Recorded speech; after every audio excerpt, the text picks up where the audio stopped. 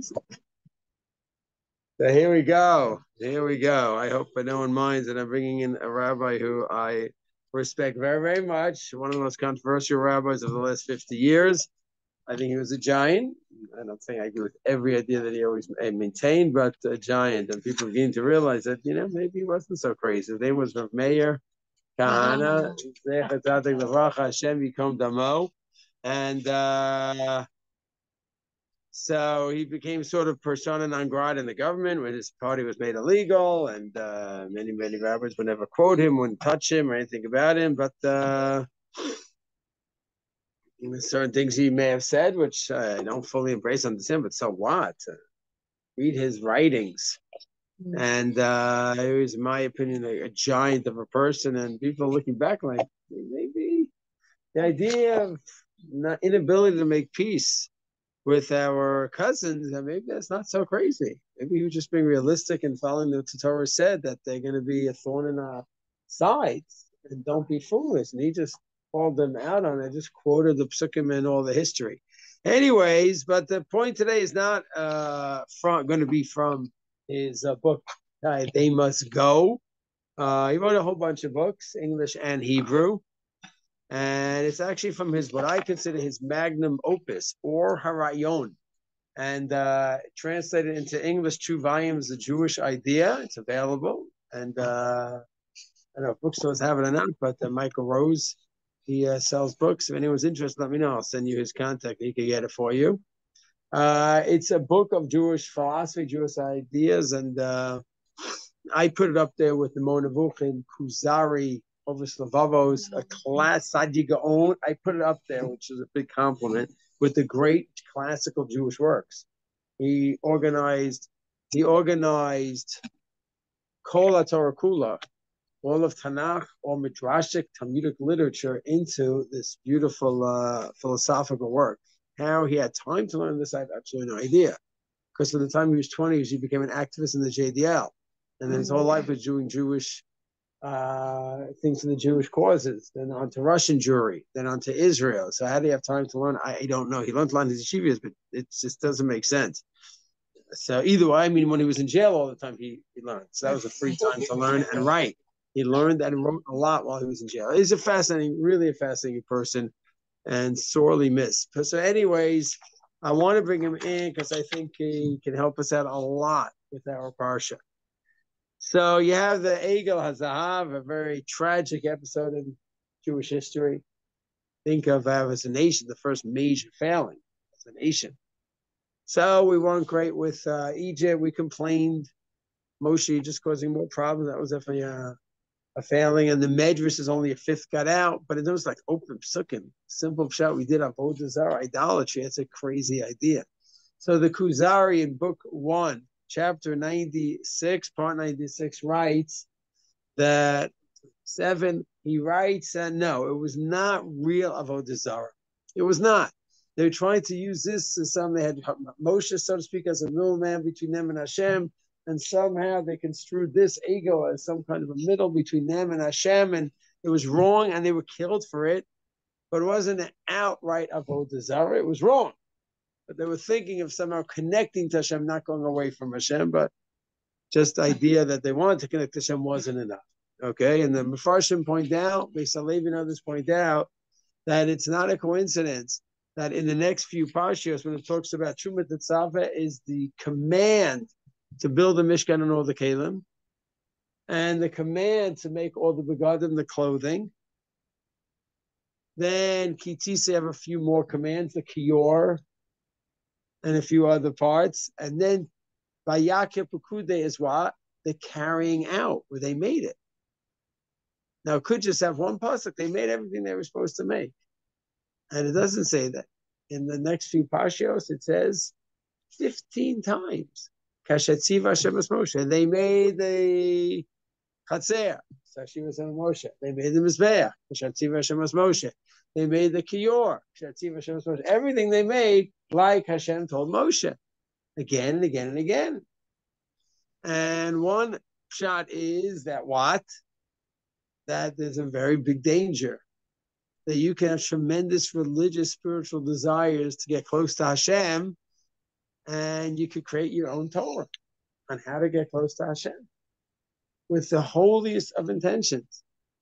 But it's not going to bring you to Dveikus and Hashem, or the opposite. It's going to bring you further away from Hashem. The way to get close to Hashem is through the Taryag mitzvahs, exactly how He told you. Sometimes you'll understand how this is bringing you closer to Hashem. The mitzvah of davening, hopefully you don't be a deep philosopher to see how that connects you to Hashem. Learning His beautiful Torah and observing Shatnez. How is observing Shatnez going to bring me closer to Hashem? I don't know. But following His mitzvah will. Every mitzvah is going to bring a step closer to Hashem. I'm in a fight with another person, and I want to go in and clobber him. I want to speak against him, and I control my Yetzer Hara, and I talk it out. We have a discussion.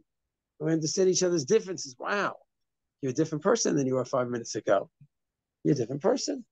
You're less animalistic and more human, more spiritual. I see how that could get me close to Hashem. And sometimes you don't see. It doesn't matter.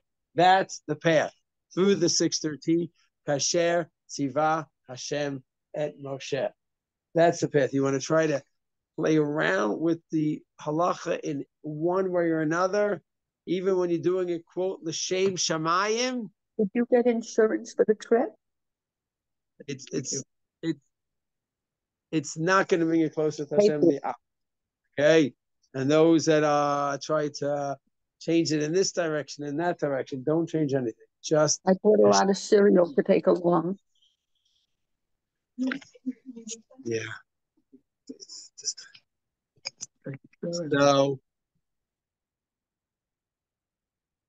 So Kasher Tziva Hashem and Moshe, it's got to be that. Okay, so that's no Orthodox Jew would argue over that. Who would argue? So you could say 100 years ago, some conservatives thought that you have to adapt a little bit. Solomon Schechter was a fascinating individual and a big Talmid Chacham, the world expert on the Cairo Geniza. He was a fascinating Jew. He really was. But he coined the term, if I'm not mistaken, that goes back to him, the Minhag America. And he refers specifically to mixed seating in shuls. Mixed seating in shuls. Minhag America is we have mixed seating. That's what we do. And I don't think he would have ever dreamed of being Machal Shabbos and driving on Shabbos. That was before his time, the popularity of cars. Okay, he was in the early 1900s. But no, I don't think you ever would have dreamed. But you open the Pandora's box, it just halacha is the anchor. It's conservative women rabbi. Yeah, well, now we're gonna have to talk about. Someone asked about what's about an Orthodox woman rabbi. Is there such a concept? Is that an oxymoron? And I will have to talk about that one day. It's a great question. But driving on Shabbos is nothing to talk about, right? A woman who's a Talmidah Chachama knows halacha and she gives a drasha or she paskins a shaila. So is that technically also? It's a great shaila. I'm not saying yes or no. It's a shaila to be explored. Driving on Shabbos, there's nothing to explore. It's combustion. You're creating a fire. It's a prohibition from the Torah. There's nothing to talk about. And I have no doubt Solomon Schechter would be lying, turning in his grave to see such a thing. But you're not anchored. Kasher Tziva Hashem, you're starting to play around with the system, you're in trouble. So the Jews, according to the Kuzari, had great intentions to Bekas and Hashem. Somehow this ego is going to help them out. We have a kruvim, the kruvim on top of the Aron. We have physical objects in the Migdash, the angelic cherubs, as we call it. That's a physical object. Yeah, but it's not the same as the ego. The ego is what they imagined would bring them closer to Hashem, and the kruvim is what Hashem told us. Shatzivas Hashem. We understand the kruvim. We don't understand the kruvim, but it's not idolatrous. It's not a problem at all. On the contrary, it's a mitzvah because Hashem said to do this. So those are the 613 paths that take us closer to Hashem. That I don't think anyone would argue with me. What's it argue? Anyone's an Orthodox Jew, he's anchored in the world of halacha. Anyone who's an expertise in halacha knows you go from the Psukim to the Gemara, to the Rishonim, the Shulchan Aruch, to the Achronim, and then you have the halachic method. He's quoting a book the other day in Shul, and someone asked, what book is it? And who's the author? I said, I don't know. So what do you mean? How do you quote from a book? You don't know the author. It's a fair question he asked me. A respectful way he asked me. It's a good question. You have all these hilchos over here. Shmir Shabbos Kechos. Okay, that's the famous sefer. Okay, Shmir Shabbos Kechos. You have Zos Bracha, Yontav Kechos. You have so many hilchos books where they summarize halachas. They're very good and they're very bad. They're very good that even if you're not familiar with the Shulchan Aruch, You have an easy book to go ahead and see what the halach is, what brach on this, what brach on that. And Kidde on Yontif Sheni, what's the halach in this case, that case. But it's bad that now you're no longer forced to do what? To research the Shulchan Aruch and the proper sources. So like every crutch has its benefits. So Art Scroll Gemara is good and bad. It's good because it helps so many hundreds of thousands of people learn more, but maybe people could have worked harder and learned more. So not everything is black and white in life. Anyway, so someone asked me. I said, you're right. It's good to know exactly what the author is. You see the approbations from Gedolim. That's easy. And besides that, you see the way it's written. You see when something's written in a halachic way. Gemara, Rishonim, Shulchan Aruch. You see when something is a halachic way and when something is a little fishy. Anyways, so that's it. That's clear. And the Egel was maybe not technically Avodah Zarah according to Kuzari, but it was so Zara. It was foreign from Avodah Hashem. Part 2 is where R.Kahana comes in. And he has a fascinating point here. Okay, this is Or Rayon, as I said, the Jewish idea, which is available. Okay, if anyone's interested, let me know, and I'll send the number Mike Rose, who delivers these from, and he can track it down for you. Okay, and in Perek Hey, it's called Kabbalat Om Chashmaim, accepting Hashem. And he has a line, wow, I think it's so profound. He says the following. He says that the Jews were affected by 2,000 years of exile. Those who assimilated totally, those who are still connected but hanging on by a thread, and those who are Orthodox but certain areas that just don't keep them, and those that are Orthodox ad hasof. There's nothing that they're not keeping. And the chumras and stringencies on the kashrus, you have to have 3 different hashkachas. They're so careful about everything.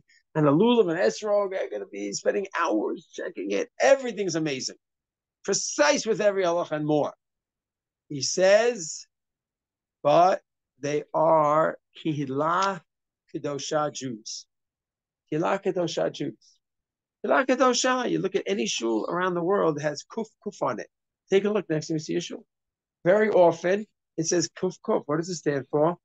Kihila Kedosha, a kadosh, Kilan, it is kadosh. He says, but so many Jews, wherever they're living around the world, doesn't matter. They never made the transition from Kihila Kedosha, a holy little shtetl, to what? To Le'umi, to nation. We have to be thinking as a nation, not as a shtetl. It's a different chapter in our history. And he says 2,000 years of galus, that's what it did. It created galus Jews where the focus is on Kihila Kedosha. Build a beautiful shtetl. And we're not thinking as a nation, as an am. And he says that there are 2 works that we have. And this is where I think is a fascinating point where there's a fork in the road where not everyone is going to agree with this. But I think there's something to what he's saying. He's saying there's 2 works that we have from a Masorah that no one challenges, that should be front and center in our learning. One from 3,000 years ago, one from 2,000 years ago. And that's how we build a Le'umi national hashkafa. How do we deal with enemies? How do we kill our enemies? When do we kill our enemies? How do we have malchus, leadership, true Jewish leadership? And what do we do with the traitors? How do we deal with all these things, right? As a nation, a military nation, agricultural nation, economic nation. Where are we going for this? Not the Shulchan Aruch. Shulchan Aruch was written 500 years ago in Israel. It's true, but we were in a shtetl then, way before Jewish sovereignty. So the answer is not in the Shulchan Aruch. The answer is in one set of books from 3,000 years ago, give or take, and 2,000 years ago. And he says many holy Jews who are so careful about every detail of every halacha, they do not study these 2 works seriously. And they could be Gedolim in Gemara and Rishonim and Shulchan Aruch, and then asking about serious, in-depth questions on these 2 works. They'll say, I'll just look at you like you have 2 heads. And anyone wouldn't want to guess what the 2 works are that R.Kahana says. And before you guess, he says one other line. He quotes a Gemara where one of the rabbis fasted. When they moved to Israel, they fasted to forget their Torah of Chutzlar. Rabbi Zera, he says in Baba Metzia, Daf Yomi is going to hit it in 84 days. Rabbi Zera ki just started by Mitzvah on Shabbos tomorrow. Rabbi Zera ki salik la'ara di Yisrael mi Bavel. He went to Israel. He left Bavel. Yasev mea tanisa. He fasted 100 times. T'shakach gemara bavla minei. To forget the Gemara he learned in the Chutzlar. It's very difficult Gemara. What does that mean? To forget the Torah? What does that mean? So R.Kahana, I mean, all the halachis, specific halachis you learned that are the same in Israel, that's the same. But in terms of thinking as a Shtetl Jew, as opposed to thinking as a national Jew, it's a different headspace. He was trying to fast to undo the damage of the gullus Jew, who could be a Talmid Chacham, careful at every halacha, but he's just not thinking le'umi. He's thinking Shtetl. And he says 2 works are neglected. Anyone want to guess what those 2 works are? He says, yeah. Hazinu is part of that work that's neglected. Hazinu is part of what? Part of the 5 books of Moshe. And the 5 books of Moshe is part of Tanakh. Torah Nevim Ksuvim, David, Shlomo, war, fighting, killing, destroying. When we were too nice, and we didn't destroy Ad Hasov like Amalek, because we had too much Rahmanas. Rahmanas in quotes. Having Rahmanas for enemies is not Rahmanas in any way whatsoever. It is cruelty. It's going to come back and bite you. All these stories of false Rahmanas and true Rahmanas, of ripping the arms, legs off of our enemies, gory stuff that we were involved in, shoftim and stuff like that. That's where you go from Shtetl Jew to national Jew. And he says many of our holy brothers are very learned in many areas of the Torah, but not in Tanakh on any real in-depth level. And he says there's a disconnect. And he says, why? Because that's a gullus Jew. He might be living in Israel, but he's a gullus Jew. His head is in a shtetl. Yes. Yes. It's a gullus Jew. He's not a le'umi Jew. And that's one work. And once you're like, wow, that's really interesting. The scholarship level is nowhere close. The scholarship of Gemara today and the amount of Sfarim being printed on Gemara and Halacha and Rambam is incredible. We are Am HaSefer. We are Am HaSefer. We are. But in many segments of our world, you're not going to find that scholarship anywhere close. Where? When it comes to Tanakh. Yes. How are we allowed to treat our Arabs in our hospitals?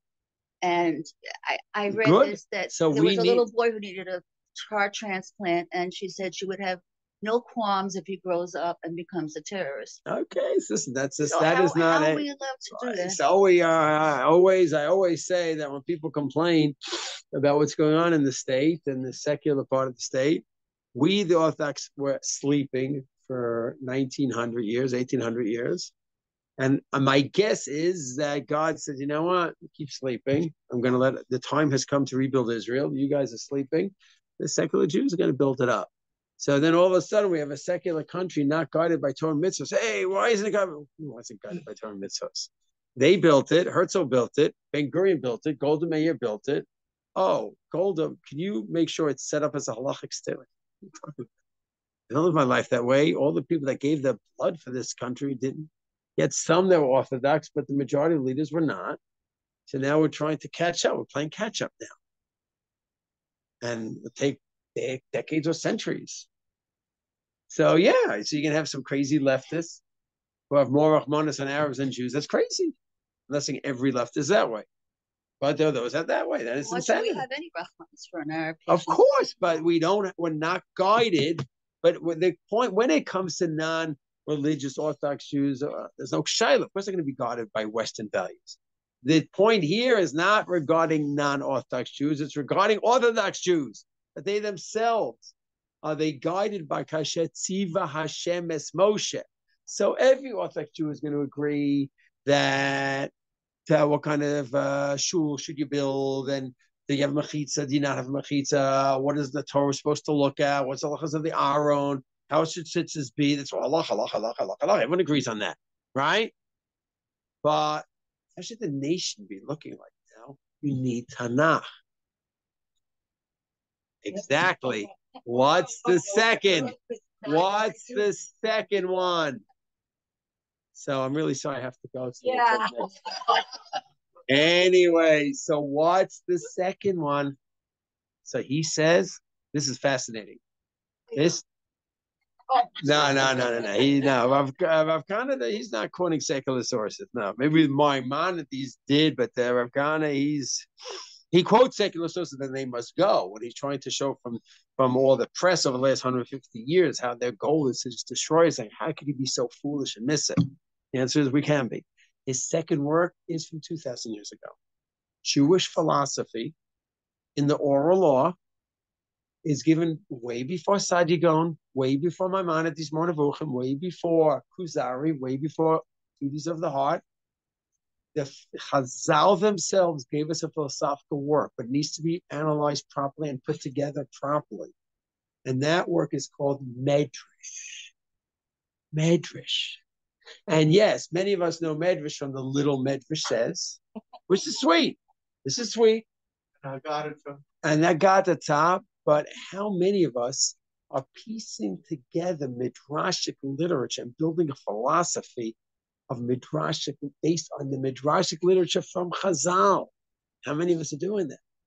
He says, so we all have these beautiful sperm that we gravitate to. He likes the Kuzari. He likes, it's all beautiful. Chazal gave us philosophy. They didn't write it as a philosophical book. So to decipher it is much harder. But Gemara is also hard to decipher. You need to spend years working on it. So that's where he says we build Le'umi philosophy. So he says, "V'kama chashuv l'tzayin kan et hatafkid sheka bivut mahafach za zeh hatofa ha'iyuma shel siluko shel limud hamikra tanach mehayishivot." He says, "Is a disgrace that has been removed as any serious subject from the yeshiva system." And how could you go and ignore Chazal? Being 5 years old, you're learning Mikra. 10 years old, you're doing Mishnah. 15 years old, you're doing, what happened? What happened there? And then he writes, we should be an avelus of the hit almut min halimud ha'itamkut bemedrash uva agada. That the total neglect of medrash and agada, and Mehem efshar lotzi lavin et hamidot rayonot shel Torah Hashem. That's where we learn it. He quotes a medrash, Sifri. You want to understand God properly? Limud Haggadah. You learn Haggadah. You learn His Hashem. You learn His ways. What's right? What's cruelty? What's Rahmanis? Everything. That's where you're going to learn it from. And if you do that properly, then I'm going to reward you properly as well. So let's just summarize what we have over here. What we have over here is that, according to the Kuzari, he tries to lighten the Jewish sin. It was a sin. They were killed for it. We paid a major price in history for it. But it wasn't outright about it. They're trying to somehow get close to Hashem through this physical object. And the Kuzari and others say, yeah, we do have physical objects. We have shuls. We have kruvim in the Mikdash. We have these things, but the big difference is about getting to philosophical difference, which is very simple. It's 5 words. Kasher, Tzivah, Hashem, and Moshe. When it comes to the Tzivoy, that's it. Then God said, this is a legitimate way to get close to Hashem. When it's not a Tziva and you're making it up, that's going to bring you away from Hashem. That's the only way. And that everyone would agree. No one would. The only question is going back and mining the Torah, for getting the right hashkafa, and getting the right halacha, and how to act and behave. So which part of the Torah are we mining and taking? So everyone Orthodox Jews take all the halacha l'maisa stuff, which is great. And in all the Torah world, they're learning not only halacha l'maisa, but they're learning yeshiva shemesechtes, korbanos, and understanding analysis, and an animal goring another animal. What's halacha in this case? And all lumdis and svaras the chidushim, which is wonderful. He says, but there's 2 areas that you build up your le'umi, your national hashkafa. And people are not going to that because Hetziva Hashem es Moshe. And those areas of Tanakh and the Midrashic literature. And then what you're doing is you're taking Hetziva Hashem Moshe in your little world, but you're not focusing on a lot of other parts of Tzivoy Hashem. And not just Moshe, but Tanakh is not just Moshe, but all the Nevi'im that God gave over to. So if you're not going to, if you're selectively picking out of Tzivoy Hashem, then you're not totally in line with the true Torah Jewish ideology. So the prayer, our hope here is in Mitzvah Hashem, there will be true Torah observance, which means complete, every part of the Torah. The parts that are politically correct, the parts that are politically incorrect, we just don't give a darn how it appears to the world. What does the Torah say about this topic? That's the goal in all areas, in all of Torah Shabbat and all of Torah Shabbat. Okay.